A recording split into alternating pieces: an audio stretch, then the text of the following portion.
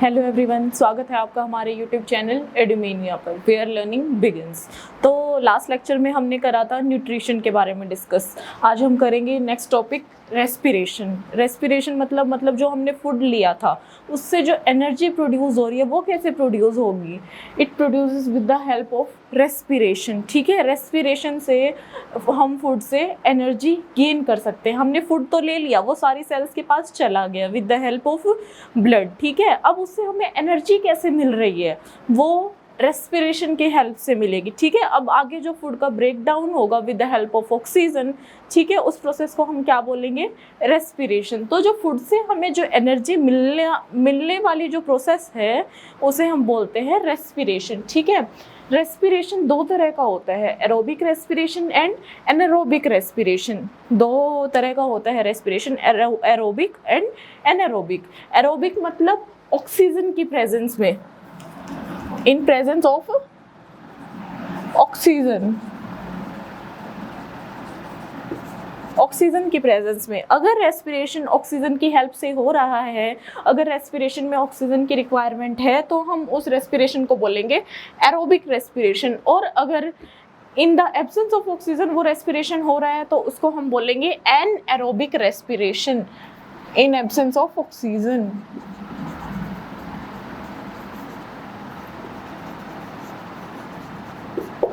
अगर वो respiration oxygen की एब्सेंस में हो रहा है तो हम उसको बोलेंगे एनारोबिक रेस्पिरेशन। तो रेस्पिरेशन दो तरह का है, एरोबिक एंड एनारोबिक। एरोबिक में क्या होगा, रेस्पिरेशन ऑक्सीजन की प्रेजेंस में होगा, ऑक्सीजन की इन्वॉल्वमेंट होगी इसमें। और एनारोबिक में क्या होगा, ऑक्सीजन की रिक्वायरमेंट नहीं होगी, ऑक्सीजन रेस्पिरेशन में इन्वॉल्व नहीं होगी, बिना ऑक्सीजन के रेस्पिरेशन होगा। तो हम एक केस ये डिस्कस करते हैं, ये फ्लो चार्ट। जैसे हमने फूड लिया, फूड में क्या बना था,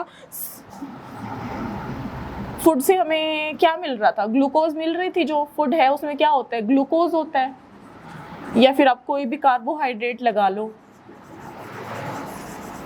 ठीक है, ये कार्बोहाइड्रेट है, जो ग्लूकोज हमें मिल रहा था फूड से। ठीक है, जब हमने न्यूट्रिशन पढ़ा तो हमें फूड से क्या मिल रहा था, ग्लूकोज मिल रहा था। तो ग्लूकोज क्या करेगा, साइटोप्लाज्म में ग्लूकोज पायरुवेट में कन्वर्ट हो जाएगा।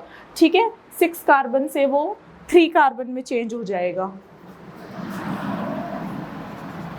3 कार्बन मॉलिक्यूल में चेंज हो जाएगा, मतलब टूट जाएगा। ठीक है, साइटोप्लाज्म में क्या होगा, जो सेल में जो साइटोप्लाज्म होता है उसमें क्या होगा, जो ग्लूकोज है वो पायरुवेट में टूट जाएगा। ठीक है, और साथ में थोड़ी बहुत एनर्जी भी निकलेगी, एनर्जी प्रोड्यूस होगी। ठीक है, फिर ये पायरुवेट क्या करेगा, ये अलग अलग तरीके से टूटेगा, अलग अलग जगह पे, हर अलग अलग ऑर्गेनिजम्स में ये अलग अलग प्रोडक्ट्स बनाते हैं। जैसे ये क्या, जो पायरुवेट है वो यीस्ट में क्या करता है, ऑक्सीजन की एब्सेंस में इथेनॉल, CO2 और एनर्जी बना लेता है। ठीक है, पायरुवेट क्या करता है, यहाँ भी कुछ एनर्जी प्रोड्यूस हुई जो फर्दर प्रोसेसेस के लिए रिक्वायर्ड होगी।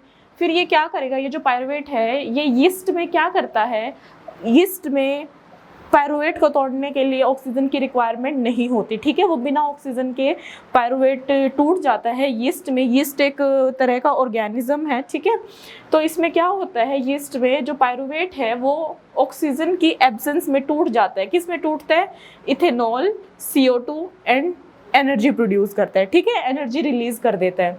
ये energy further different life processes में काम आती है। जो एनर्जी प्रोड्यूस होती है फूड से, जो एनर्जी हमें मिलती है फूड से, अगर बॉडी को उसकी रिक्वायरमेंट है एनर्जी की तो वो साथ साथ यूज़ हो जाएगी वो एनर्जी। अगर बॉडी को रिक्वायर्ड नहीं है वो एनर्जी, तो वो किसी दूसरी फॉर्म में स्टोर हो जाएगी।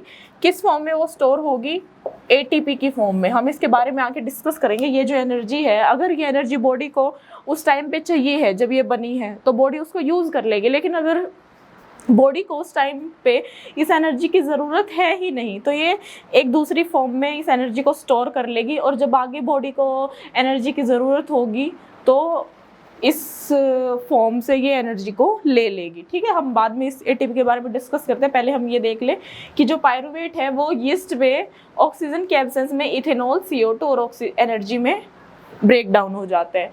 फिर क्या होता है, जो पायरुवेट है अगर हम अपनी मसल सेल्स में देखें, जो हमारे अंदर मसल्स होती हैं, हमारी बॉडी में अलग अलग जगह पर जो मसल्स होती हैं वहाँ पे ये कैसे टूटता है, वहाँ पे भी ये O2 की एब्सेंस में टूटता है। किसमें? लैक्टिक एसिड और एनर्जी में। जब हम हैवी एक्सरसाइज करते हैं, मतलब बहुत ज़्यादा एक्सरसाइज करते हैं या फिर बहुत दिनों के बाद एक्सरसाइज करते हैं, या फिर किसी ने अभी जस्ट एक्सरसाइज करनी स्टार्ट करी है, तो क्या होता है जब वो पहले दिन एक्सरसाइज करता है तो नेक्स्ट डे जब वो उठता है तो उसके हाथों में पैरों में बहुत दर्द होता है। वो किस वजह से होता है? क्योंकि लैक्टिक एसिड बन जाता है। जो पायरुवेट है वो टूट के क्या बना लेगा? लैक्टिक एसिड बना लेगा। और लैक्टिक एसिड के डिपोजिशन की वजह से क्या होगा? जो मसल क्रैम्प्स हो जाते हैं, हमारी जो मसल्स होती हैं वो दुखने लग जाती है। ठीक है, उस तो क्या बोलते हैं कि हमें हैवी एक्सरसाइज करने के बाद गर्म पानी से नहाना चाहिए, हॉट वाटर बाथ लेना चाहिए हमें। क्यों? क्योंकि जो हॉट वाटर है वो ब्लड के सर्कुलेशन को इंक्रीज कर देता है। ठीक है, ब्लड के सर्कुलेशन इंक्रीज होगा तो ब्लड क्या करेगा? ऑक्सीजन को लेके जाएगा डिफरेंट पार्ट्स तक। तो वो ऑक्सीजन कहाँ तक जाएगी? मसल्स तक भी जाएगी। ठीक है, जब वो मसल्स तक जाएगी तो सर्कुलेशन नॉर्मल हो जाएगा और उनको ऑक्सीजन भी मिल जाएगी, जिसकी वजह से वो क्रैम्प्स नहीं होंगे। तो लैक्टिक एसिड के डिपोजिशन की वजह से क्या होता है? मसल क्रैम्प्स होते हैं। मसल क्रैम्प्स, हमारी जो मसल्स होती हैं वो दर्द करना शुरू कर देती हैं, वो दुखने लग जाती हैं। किसकी वजह से? Due to the deposition of lactic acid. Okay, और साथ में ये एनर्जी भी प्रोड्यूस करता है। फिर क्या है? माइटोकॉन्ड्रिया में क्या होता है? जो सेल में, आपने 9th क्लास में पढ़ा होगा कि सेल में डिफरेंट सेल ऑर्गेनेलीज होती है। जैसे कौन कौन सी? न्यूक्लियस हो गया, माइटोकॉन्ड्रिया हो गया, एंडोप्लाज्मिक रेटिकुलम हो गया। ये भी 2 तरह का होता है, स्मूथ एंडोप्लाज्मिक रेटिकुलम और rough endoplasmic reticulum. Golgi bodies होगी, लाइसोसोम्स हो गए। ठीक है, आपने डिफरेंट सेल ऑर्गेनेलीज पढ़ी होंगी 9th क्लास में, 8th क्लास में आती है ये। तो ऐसे ही माइटोकॉन्ड्रिया में क्या होता है? माइटोकॉन्ड्रिया भी एक सेल ऑर्गेनेली है। माइटोकॉन्ड्रिया में क्या होता है? ऑक्सीजन की प्रेजेंस में जो पायरुवेट है वो किस में ब्रेक होता है? CO2, H2O एंड एनर्जी में। ठीक है, जो पायरुवेट है वो ऑक्सीजन की प्रेजेंस में माइटोकॉन्ड्रिया के अंदर किस चीज़ में ब्रेक होता है? CO2, H2O and energy. ठीक है, ये बन गए, हमने ये डिस्कस करा। फिर अब हम ATP की बात करते हैं कि ये जो एनर्जी रिलीज हुई थी, अगर बॉडी को इसकी रिक्वायरमेंट नहीं है तो ये ATP की फॉर्म में स्टोर कर लेगा। ठीक है, ATP क्या होता है?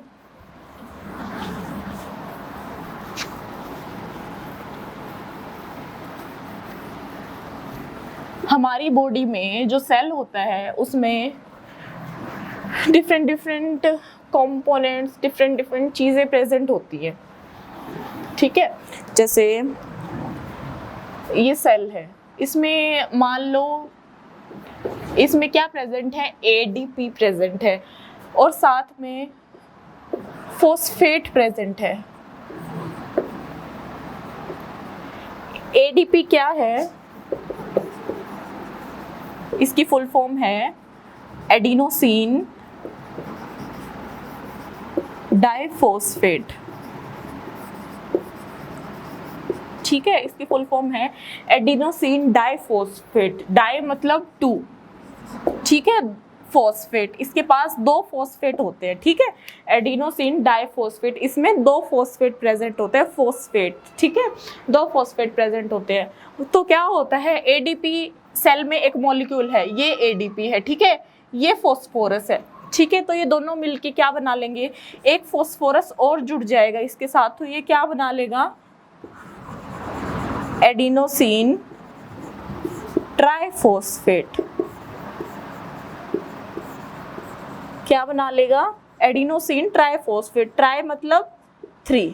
ठीक है, 3 फॉस्फेट जुड़ गए ना, 2 तो पहले थे इसके पास, डाइफॉस्फेट ADP था, और एक और फॉस्फेट जुड़ के इसने क्या बना लिया? Adenosine triphosphate. एक AMP भी होता है, that is adenosine monophosphate. Mono मतलब 1। ठीक है, AMP में 1 फॉस्फेट होगा। ठीक है, 1 फॉस्फेट होगा, डाई में 2 फॉस्फेट होंगे और ATP ट्राई में 3 फॉस्फेट होंगे, ठीक है।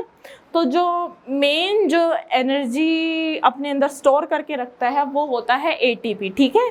एटीपी जो है वो फ्यूल की तरह काम करता है, ठीक है।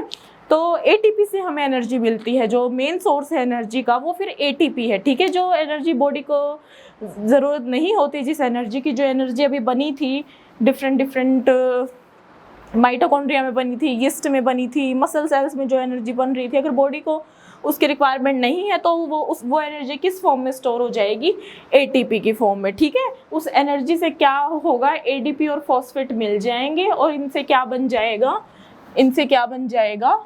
एटीपी, ठीक है। तो ये fuel, as a fuel work करता है, ठीक है। एक फ्यूल की तरह काम करता है ये जो एटीपी है, वो एक फ्यूल की तरह काम करता है, ठीक है। जब बॉडी को रिक्वायरमेंट होगी एनर्जी की, तो ये एटीपी है वो टूट जाएगा और क्या बना लेगा, एडीपी प्लस फॉस्फेट, ठीक है। और फिर ये बॉडी के पास डिफरेंट सेल्स में चली जाएगी जहाँ भी बॉडी को एनर्जी की रिक्वायरमेंट है, ठीक है। तो ये था एटीपी का केस और डिफरेंट ऑर्गेनिजम्स में जो ग्लूकोज है वो कैसे ब्रेक डाउन हो रही है, कैसे एनर्जी बना रही है। फिर हम डिस्कस करते हैं रेस्पिरेशन इन प्लांट्स, ठीक है, कि जो प्लांट्स होते हैं उनमें कैसे एक्सचेंज होता है गैसेस का।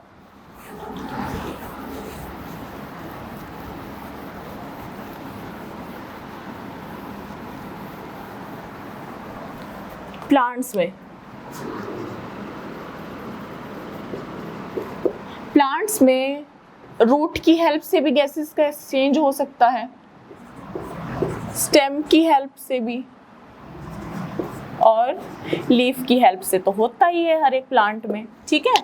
तो कुछ प्लांट्स में रूट की हेल्प से भी हो सकता है, स्टेम की हेल्प से भी हो सकता है, और लीव्स की हेल्प से तो होता ही होता है। जिनमें लीव्स नहीं होती उनमें स्टेम या रूट की हेल्प से हो जाता है, ठीक है। लेकिन रेस्पिरेशन तो होता ही है हर एक प्लांट में, जो प्लांट अलाइव है उसमें रेस्पिरेशन होगा ही होगा, ठीक है। तो रूट्स में क्या होगा, जो प्लांट्स की रूट्स हैं, ठीक है, इसके आसपास ये जो सॉइल है इसमें जो एयर प्रेजेंट है, तो ये रूट हेयर्स क्या करते हैं, इस एयर को ले लेते हैं, ठीक है, और ऊपर तक सेल्स तक पहुंचा देते हैं। जो प्लांट्स है वो क्या लेते हैं, CO2 इनहेल करते हैं, और जो एनिमल्स है वो O2 इनहेल करते हैं, ठीक है। प्लांट्स क्या करेंगे, CO2 ले लेंगे और O2 बाहर निकाल देंगे, ठीक है। हम क्या करते हैं, CO2 को बाहर निकाल देते हैं और O2 को अंदर ले लेते हैं, ठीक है। CO2 को बाहर निकाल देते हैं, एक्सपेल कर देते हैं, और O2 को इनसाइड हम अपने अंदर लेते हैं ब्रीदिंग के टाइम पे। लेकिन प्लांट्स में अपोजिट होता है, वो जो हम CO2 रिलीज करते हैं वो उसको इनहेल कर लेते हैं और O2 को बाहर निकाल देते हैं, रिलीज कर देते हैं, ठीक है। तो ये क्या करेंगे, जो सॉइल में जो CO2 प्रेजेंट है वो इसको ले लेंगे, ठीक है, with the help of root hairs. और यहाँ पे डिफ्यूजन होगा। डिफ्यूजन क्या होता है, पढ़ा होगा आपने अर्लियर क्लासेस में। जो डिफ्यूजन है, मान लो ये हमने 2 बॉक्स ले लिए, ठीक है। अगर मान लो कोई चीज़ यहाँ पे ज़्यादा प्रेजेंट है और यहाँ पे कम प्रेजेंट है, ठीक है, तो क्या होगा, डिफ्यूजन में क्या होता है, movement of particles from higher concentration to lower concentration, ठीक है। हायर कंसंट्रेशन से लोअर कंसंट्रेशन में जाएगा। यहाँ पर कंसंट्रेशन बहुत ज़्यादा है, ठीक है, हाई है, और यहाँ क्या है, लो कंसंट्रेशन है, तो ये क्या करेगा, यहाँ मूव करेंगे।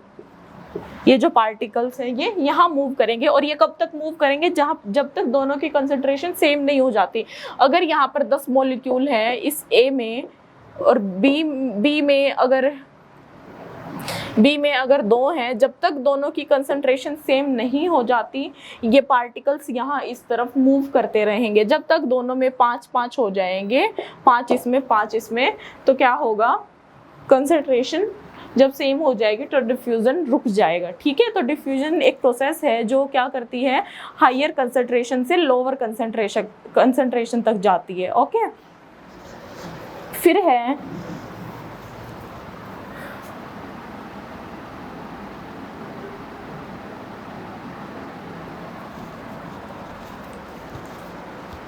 हायर कर, तो ये डिफ्यूजन था, तो ये डिफ्यूजन की हेल्प से क्या करेंगे, ये CO2 यहाँ चली जाएगी। ओके, तो डिफ्यूजन में क्या होगा, ये जो कंसंट्रेशन है ये जब तक सॉइल में ज़्यादा है, CO2 की जो कंसंट्रेशन है वो सॉइल में ज़्यादा है और रूट्स पे कम है, तो ज़्यादा से कम की तरफ जाएगा, तो सॉइल से CO2 यहाँ चली जाएगी। ठीक है, ये रूट हेयर था मान लो, CO2 यहाँ ज़्यादा, तो ये यहाँ चली जाएगी।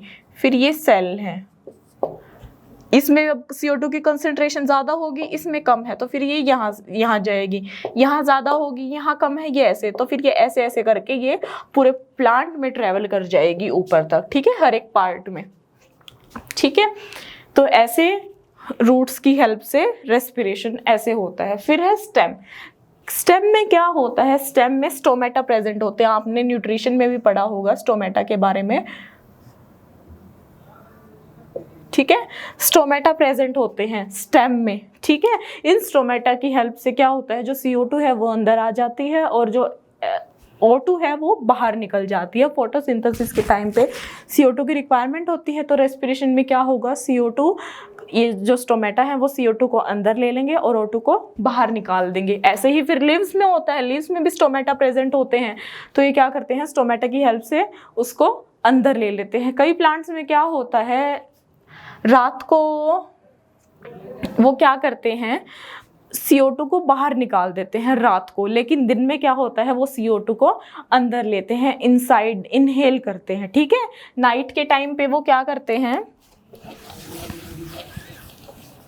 नाइट के टाइम पे तो क्या करेंगे, CO2 को एक्सहेल करेंगे प्लांट्स। ठीक है, प्लांट्स के केस में।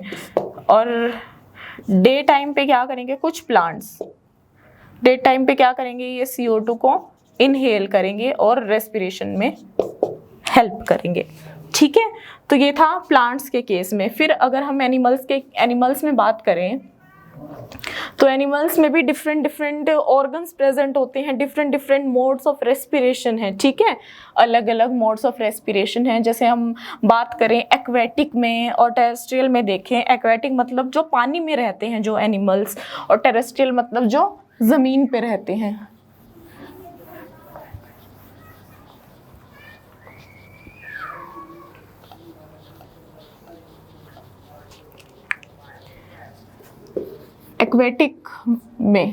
एक्वेटिक वाटर में मेनली हम फिशेस की बात करेंगे।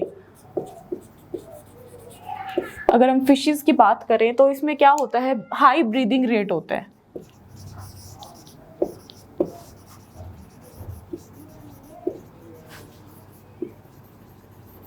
ये क्या करती हैं, अपने मुंह से ये क्या करती हैं, पानी में रहती हैं। ठीक है, पानी के अंदर जो डिसॉल्व्ड ऑक्सीजन होती है ये उसको लेती हैं।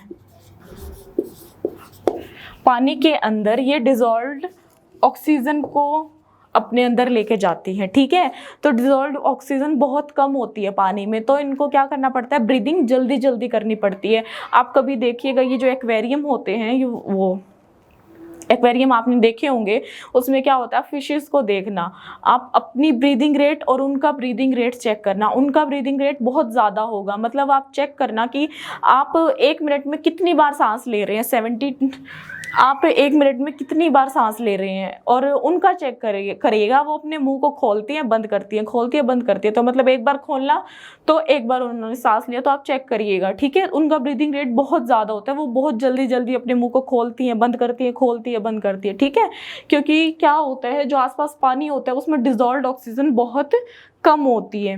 ठीक है, तो उनको जल्दी जल्दी ब्रीथ करना पड़ता है, और इसीलिए कहते हैं कि एक्वेरियम का पानी हमें जल्दी जल्दी बदलना चाहिए, क्योंकि ऑक्सीजन पहले ही कम है, और अगर वो रिस्पायर कर रही हैं तो वो पानी कम ऑक्सीजन का अमाउंट कम होता जाएगा उस पानी में, तो हमें पानी बदलते रहना चाहिए जल्दी से जल्दी एक्वेरियम का। ठीक है, तो एक्वेटिक ऑर्गेनिजम्स के केस में ये हो गया कि उनका जो ब्रीदिंग रेट होता है वो बहुत हाई होता है, और इनमें ये किसकी हेल्प से रेस्पायर करती हैं, गिल्स की हेल्प से।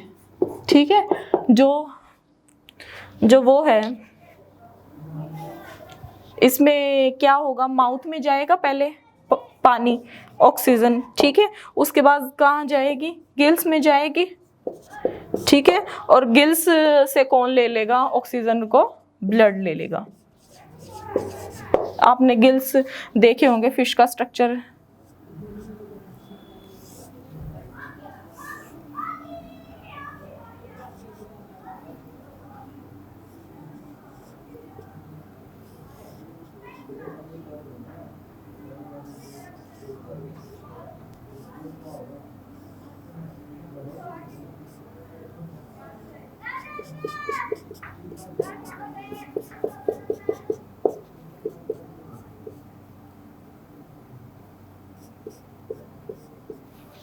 ठीक है, मान लो ये फिश है, ये इसकी आई है कि यहाँ से ऑक्सीजन को लेगी, यहाँ पे गिल्स प्रेजेंट होते हैं, यहाँ पे इस तरह का स्ट्रक्चर होता है, मतलब ऐसे, ठीक है। तो माउथ से क्या होगा, यहाँ से O2 आएगी, फिर यहाँ जाएगी, गिल्स में जाएगी O2, ठीक है, फिर यहाँ पे ब्लड प्रेजेंट होगा, फिर O2 इस ब्लड में चली जाएगी और पूरी बॉडी में चली जाएगी फिर वो O2, ठीक है। फिश के केस में ऐसे होता है, गिल्स की हेल्प से रेस्पिरेशन होता है फिशेस में, ठीक है। फ्रॉग में भी गिल्स प्रेजेंट होते हैं, ठीक है, वो फ्रॉग अपनी स्किन से भी रेस्पायर कर सकते हैं, गिल्स से भी रेस्पायर कर सकते हैं, बक्कोफेरेंजियल कैविटी से भी रेस्पायर कर सकते हैं, ठीक है, और उनमें पल्मोनरी रेस्पिरेशन भी होता है, ठीक है, लंग्स से भी रेस्पायर कर सकते हैं वो। अब हम बात करें टेरेस्ट्रियल की, तो उसमें हम मेनली बात करेंगे ह्यूमन बीइंग्स की, ठीक है। हम किसकी बात करेंगे इसमें, ह्यूमन बीइंग्स की। तो ह्यूमन बीइंग्स के केस में क्या होता है, एक पूरा रेस्पिरेटरी सिस्टम प्रेजेंट होता है, ये जैसे मैंने बना रखा है, ये पूरा एक रेस्पिरेटरी सिस्टम है ह्यूमन बीइंग्स के केस में। तो इनमें क्या होगा, ये क्या करेंगे, ऑक्सीजन को इनहेल करेंगे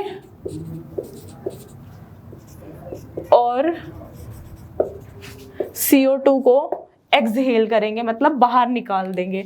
तो क्या होगा, ये नोस्ट्रिल है, नोस्ट्रिल से जाएगी O2, हम पाथवे लिख लेते हैं, पहले नोस्ट्रिल में जाएगी, नोस्ट्रिल से O2 कहाँ जाएगी, फिर नेजल पैसेज में,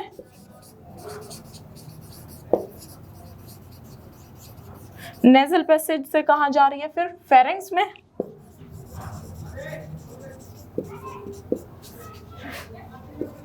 ये कॉमन होता है किसमें, common for food plus air, ठीक है, इसमें खाना भी आता है और इसमें हवा भी आती है, ठीक है, ये कॉमन होता है फूड और एयर के लिए।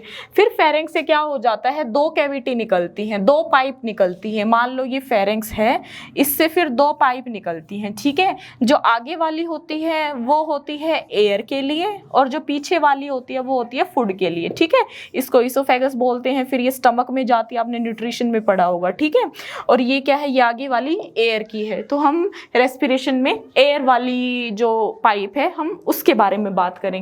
तो क्या था, फेरेंक्स में एयर आई, उसके बाद कहाँ जाएगी, ये यहाँ पे आ जाएगी, इस वाली चीज में, इस वाली पाइप को हम क्या बोलते हैं, यहाँ पे जो एंट्री होगी एक, ठीक है, इसको हम क्या बोलेंगे, ग्लोटिस।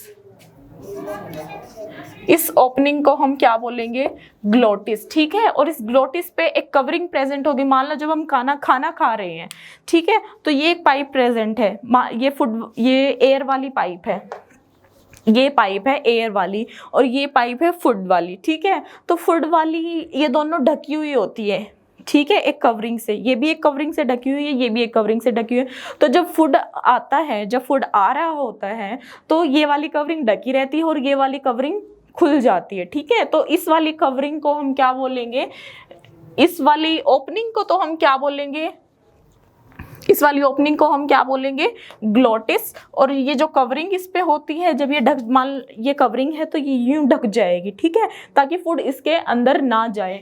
तो इस कवरिंग को हम क्या बोलेंगे, एपिग्लोटिस, ठीक है। और इसको हम क्या बोल रहे थे, इस ओपनिंग को ग्लोटिस, ठीक है। इस होल को तो हम ग्लोटिस बोलेंगे और ये जो चीज इसके ऊपर ढकी हुई है जो इसको बंद कर रही है उसको हम क्या बोलेंगे, एपिग्लोटिस, ठीक है। तो अब खाना कहाँ गया, फेरेंक्स से ये कहाँ जा रहा है फिर बाद में, लैरिंक्स में, ठीक है। ये वाला जो हिस्सा है कहाँ जा रहा है, ये लैरिंक्स में। लैरिंक्स क्या है, लैरिंक्स को हम वॉइस बॉक्स भी बोलते हैं। वॉइस बॉक्स, वॉइस बॉक्स क्या है, जहाँ से हमारी वॉइस प्रोड्यूस होती है, जहाँ से आवाज़ निकलती है, ठीक है। तो लैरिंक्स में वोकल कॉर्ड प्रेजेंट होते हैं।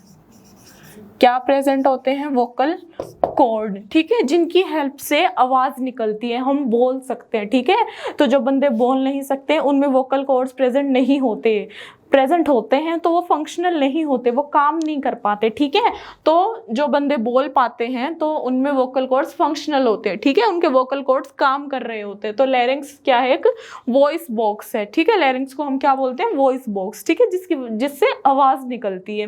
देन फिर जो एयर है वो कहाँ जाएगी, ट्रैकिया में, ये है ट्रैकिया। लैरिंक्स के बाद क्या आता है, ट्रैकिया। ट्रैकिया क्या है, ट्रैकिया भी एक पाइप की तरह काम करता है, ठीक है। ये लगा लो, ये है ट्रैकिया, ठीक है। इस पे ये एक सी शेप्ड स्ट्रक्चर प्रेजेंट होता है, ये ट्रैकिया है, इस पे ये सी शेप्ड, मतलब आप यहाँ पे हाथ लगा के देखो, ठीक है, आपको कुछ यू टाइट टाइट महसूस हो रहा होगा। ये जो आपको दिख रहा है ना, ये ट्रैकिया है, ठीक है। ट्रैकिया, ट्रैकिया पे यू रिंग्स प्रेजेंट होती है, सिर्फ हाफ यूं प्रेजेंट होंगी, चारों तरफ से कवर नहीं है ट्रैकिया के। मान लो ये ट्रैकिया है, पूरी पाइप है और चारों तरफ से ये रिंग्स इसको कवर नहीं करती, ठीक है, सिर्फ आगे से इसको कवर करती है, ताकि अगर यहाँ पे हमारे कुछ लगे तो ट्रैकिया बच जाए, ट्रैकिया यू कोलैप्स ना हो, ठीक है, ट्रैकिया फटे ना, जो ट्रैकिया वाली जो पाइप है वो उस पर कोई नुकसान ना हो, ठीक है। तो ये रिंग्स इसको कवर करके रखती है ट्रैकिया को, ठीक है। इनको हम क्या बोलते हैं, कार्टिलेजिनस रिंग।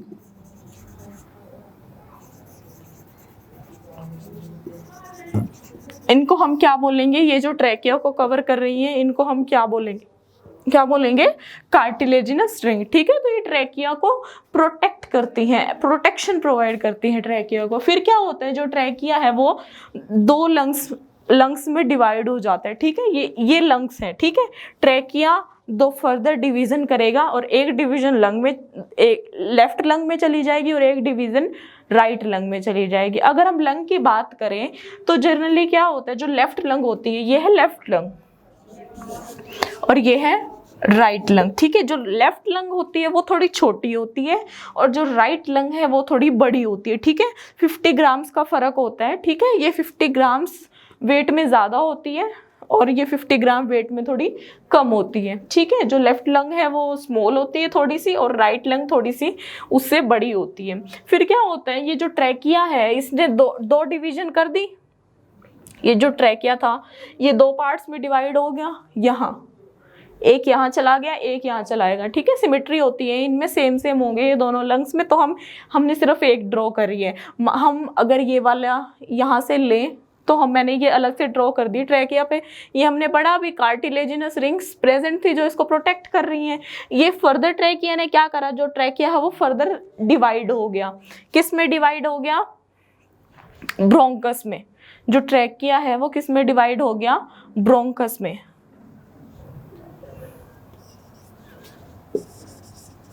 ट्रैकिया किस में डिवाइड हो गया, ब्रोंकस में। फिर जो ब्रोंकस है वो भी आगे डिवाइड हो गए, किस में, ब्रोंकियोल में। और जो ब्रोंकियोल है वो फिर बाद में क्या करता है, एक स्वेलिंग सा, एक बल्बस सा एक पार्ट होता है, स्वेलिंग सा, वो उसको हम क्या बोलते हैं, एल्वियोलाई, ठीक है। वो एल्वियोलाई में ओपन हो जाते हैं। जो ब्रोंकियोल है, ब्रोंकियोल से ऑक्सीजन कहाँ चली जाती है, एल्वियोलाई में, ठीक है। सिंगुलर इसका एल्वियोलस, ठीक है। क्या हुआ, सबसे पहले ऑक्सीजन कहाँ आई, नोस्ट्रिल, देन नेजल पैसेज, फिर फेरेंक्स में, फिर लैरिंक्स में, फिर trachea, bronchus, bronchiole and alveoli, ठीक है। एल्वियोलाई में क्या होता है,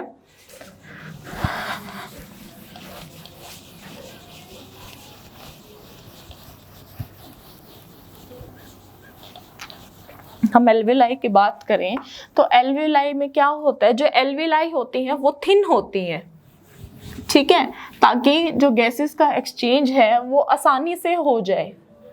ठीक है, जो एल्वियोलाई हैं, एल्वियोलाई की हम बात करें तो ये एल्वियोलाई थिन होती हैं ताकि इजीली गैसेस का एक्सचेंज हो जाए। और क्या होता है, these are supplied with blood vessel.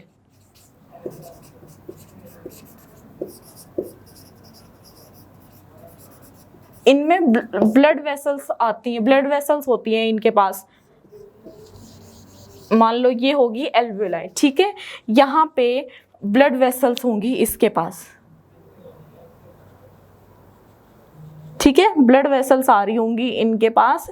ये ब्लड वेसल्स क्या करती हैं, जो बॉडी में जो CO2 होता है वो CO2 तो ये एल्वियोलाई को दे देती हैं। ठीक है, और बाहर से जो O2 इनके पास आई है, ये ब्लड वेसल्स क्या करती हैं, उस O2 को ये ले लेती हैं। ठीक है, आगे पूरी बॉडी में ले जाती हैं, और जो पूरी बॉडी में जो CO2 होती है वो CO2 वापस एल्वियोलाई को दे देती हैं। और एल्वियोलाई क्या करती है, वापस किसको दे देंगी, ब्रोंकियोल को, वो वापस ब्रोंकाई को, देन ट्रैकिया, वो बाहर निकाल देंगे। ठीक है, तो CO2 बाहर निकल जाएगी और O2 जो है वो अंदर आ जाएगी।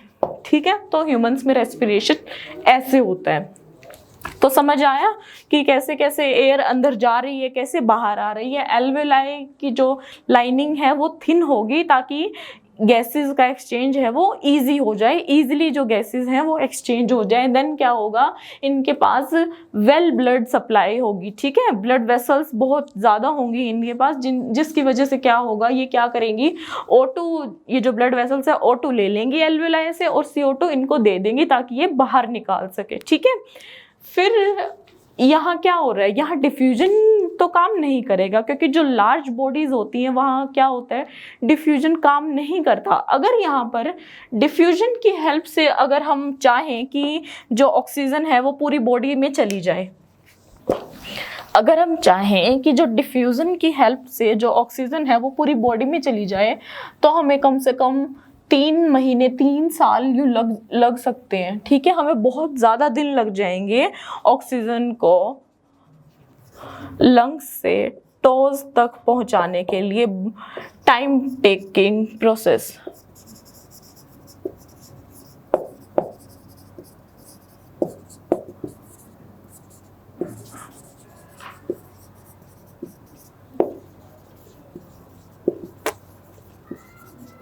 अगर ये प्रोसेस डिफ्यूजन से होगी तो ये एक टाइम टेकिंग प्रोसेस है, बहुत ज़्यादा टाइम लग जाएगा लंग्स से टोज तक ऑक्सीजन को जाने में। ठीक है, तो क्या होता है, यहाँ एक पिगमेंट प्रेजेंट होता है that is known as haemoglobin.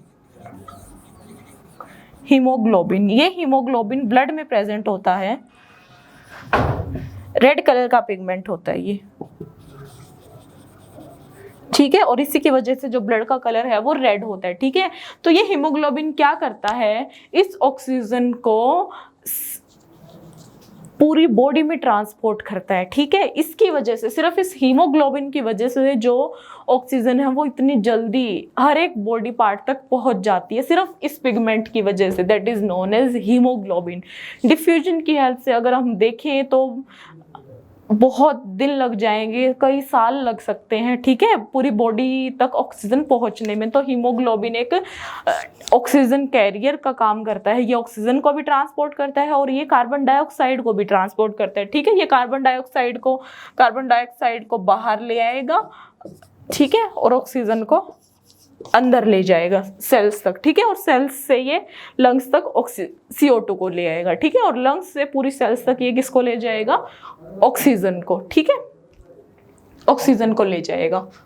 तो ये था रेस्पिरेशन सिस्टम के बारे में। रेस्पिरेशन आपने पढ़ा कि कैसे कैसे एनर्जी प्रोड्यूस होती है, कैसे ऑक्सीजन ट्रांसपोर्ट हो रही है हमारी बॉडी में, कौन उसको लेके जा रहे हैं, किस हेल्प से हो रही है, किस प्रोसेस से हो रही है, डिफ्यूजन से हो रही है या किसी पिगमेंट की वजह से हो रही है। ठीक है, तो आपने ये डिफरेंट चीज़ें पढ़ी रेस्पिरेशन में।